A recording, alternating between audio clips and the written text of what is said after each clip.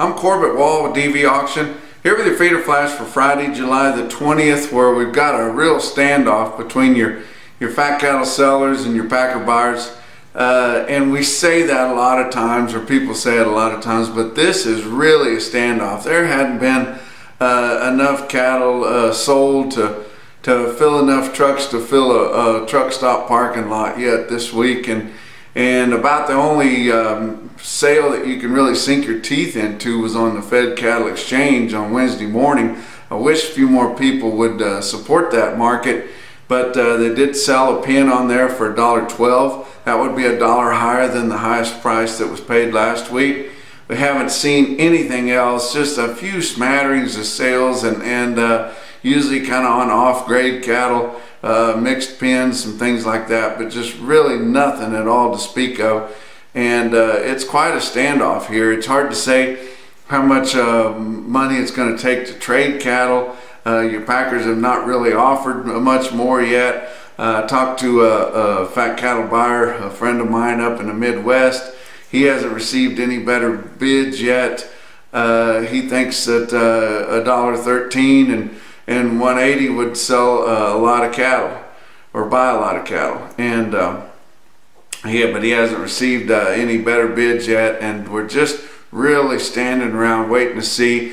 The packers will probably try to use the release of the cattle on feed report here on Friday, 2 o'clock Central, as a stumbling block, peeking around one side or the other of it, trying to make like maybe that it's going to be real bearish and hurt the market. It's kind of hard to say how cattle on feed, inventories on feed, are going to hurt this week's fat cattle market. You know, they know what they need. They know how many's on the show list. What do you want to give for them? And that's kind of where we're at. But it'll be interesting to see what happens on Friday. They will trade cattle. Packers need cattle. They only had 50,000 bought last week. They're running these plants at a pretty high speed, and they're definitely going to have cattle to buy this week. So something's going to happen on Friday. We'll just have to see whether it's before or after the cattle on feed report comes out. Look at the board on Thursday. Your August live cattle futures were down just a nickel, but a lot of times we see the board crater in a situation like this after it was up big on Wednesday, but it did not. It held in there pretty good. August live cattle down a nickel, 108.90. October was unchanged at 110.65, so that's a pretty significant show of strength on the board. August feeder cattle were unchanged at 154.45, and October was up 20 cents at 154.92. Like I said, fat cattle haven't had any sales really to speak of at all, and we'll just have to see what happens on Friday and sort it all out after that. But we'll see what happens, but I think it will take 13 or better to buy a lot of cattle. Box beef cutout values just kind of holding their own this week, showing some signs of strength. Maybe they've kind of bottomed out and we're going to stand right here in the middle here somewhere. But choice cutouts, 204.49 down 31 cents. Selects 196.92 down 17 cents. Your slaughter's been pretty decent so far this week, 476,000 through Thursday, just 3,000 less than last week and 19,000 more than the same week a year ago. Your actual dressed steer weights for the week ending July the 7th, 867 pounds, still pretty moderate there, but up 2 pounds from the prior report.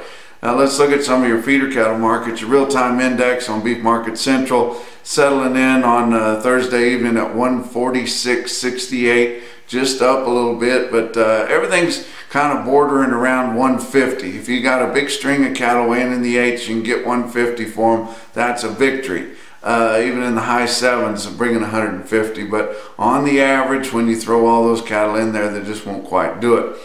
Pratt had a pretty decent sale on Thursday, 2,100 head. Feeder steers over 900 pounds were $4 to $5 higher, but under 900 pounds steadied at 2 lower, and a lot of that kind of had to do with the flesh and weighing condition on those lighter feeders.